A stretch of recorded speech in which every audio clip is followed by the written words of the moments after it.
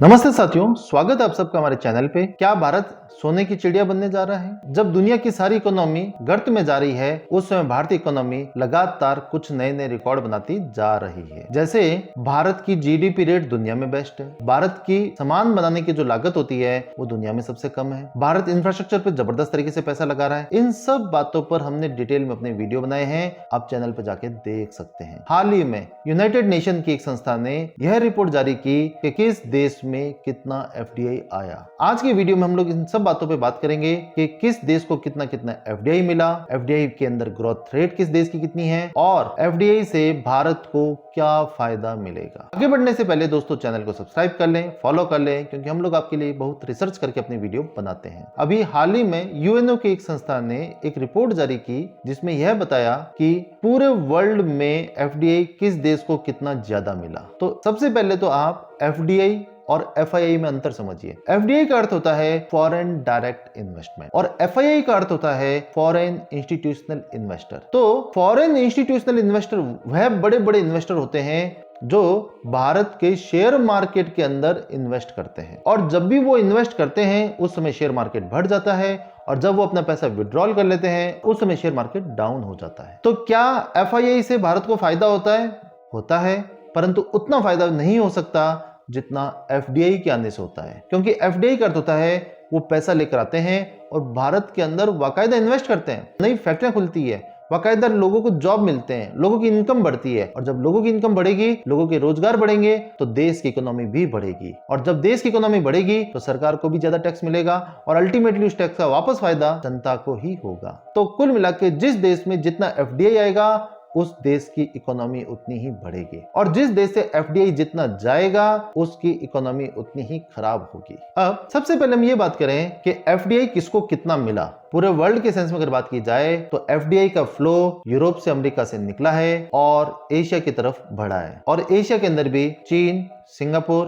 भारत व यूएई के अंदर 80% एफडीआई आया है। यहाँ पर चीन को सबसे ज्यादा एफडीआई मिला, 189 बिलियन डॉलर। सेकंड नंबर पे सिंगापुर को मिला है 141 बिलियन डॉलर, और थर्ड रैंक पर है भारत जिसको 49 बिलियन डॉलर मिला है। अमाउंट की सेंस में अगर बात की जाए तो चाइना फर्स्ट नंबर पे है और भारत थर्ड नंबर पे है। इंपॉर्टेंट बात यह है दोस्तों कि भारत को जो एफडीआई मिला है, भारत ने उसे अमेरिका व यूरोप को पीछे छोड़ते हुए हासिल किया है, और अभी यूरोप में पिछले काफी समय से रूस यूक्रेन युद्ध चल रहा है, जिसके कारण यूरोप की अर्थव्यवस्था खराब हो चुकी है, और हाल ही में फ्रांस में दंगों के कारण भी यूरोप की अर्थव्यवस्था काफी खराब हो चुकी है, और लोगों का भरोसा यूरोप पर धीमे धीमे और कम होगा, और उनके वहां से जो एफडीआई का पैसा निकलेगा उस पैसे को भारत को अपनी तरफ आकर्षित करना चाहिए और उसे रोकना चाहिए, जिससे वो सारा पैसा चाइना या आसियान देशों में नहीं जाए। और अब बात करेंगे एफडीआई आउटफ्लो के बारे में। एफडीआई आउटफ्लो का मतलब ये होता है कि जिन निवेशकों ने कुछ साल पहले भारत में इन्वेस्ट किया, अब वह पैसा अपना वापस निकालते हैं, उसको बोला जाता है एफडीआई आउटफ्लो। और जिस देश के अंदर जितना ज्यादा आउटफ्लो होगा उस देश की इकोनॉमी उतनी खराब होगी, और जिस देश में जितना कम एफडीआई का आउटफ्लो होगा उस देश की इकोनॉमी उतनी बढ़िया रहेगी। एफडीआई आउटफ्लो के सेंस में अगर बात की जाए तो अमेरिका व यूरोप की हालत खराब है, डबल डिजिट के अंदर वहां से आउटफ्लो हो रहा है, और भारत को एफडीआई जो मिला है वह 10% की ग्रोथ रेट से मिला है, और एफडीआई का जो आउटफ्लो हुआ है वह 16% पिछली बार की तुलना में कम हुआ है। एक तरह से भारत को यहाँ पर डबल फायदा हुआ है। कुल मिलाकर भारत पर विदेशी निवेशकों का भरोसा बढ़ा है। अब बात करें एफडीआई ग्रोथ रेट की, तो दोस्तों चीन को ये तो बात सही है कि 189 बिलियन डॉलर मिला है, परंतु उसकी ग्रोथ रेट 5% है। मतलब पिछली बार की तुलना में चीन को 5% ज्यादा मिला है, और इससे भी बड़ी बात यह है कि चीन का पिछले साल के अंदर एफडीआई का ग्रोथ रेट डबल डिजिट में था, जो घटकर 5% हो गया। इसका मतलब चीन के अंदर इनफ्लो तो हो रहा है, परंतु वह डिक्रीजिंग ट्रेंड में है, वह घटते हुए क्रम में है। और सिंगापुर की अगर बात करें तो वहां पर एफडीआई ग्रोथ रेट 8% है। अगर भारत की बात की जाए तो भारत की एफडीआई के अंदर ग्रोथ रेट 10% है, और वह भी बढ़ते हुए क्रम में है।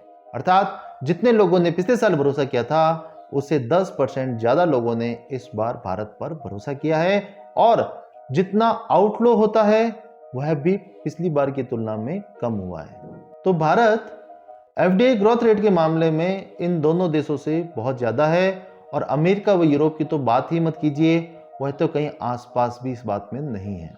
यहाँ भारत के लिए दो इम्पोर्टेंट बातें हैं। एक, भारत का जो मुख्य प्रतिद्वंदी चीन है, उसकी जीडीपी रेट भी कम है, वहाँ पे मैन्युफैक्चरिंग कॉस्ट भी थोड़ी ज़्यादा है, और वहाँ पर एफडीआई जो हो रहा है उसकी ग्रोथ रेट कम होनी शुरू हो चुकी है।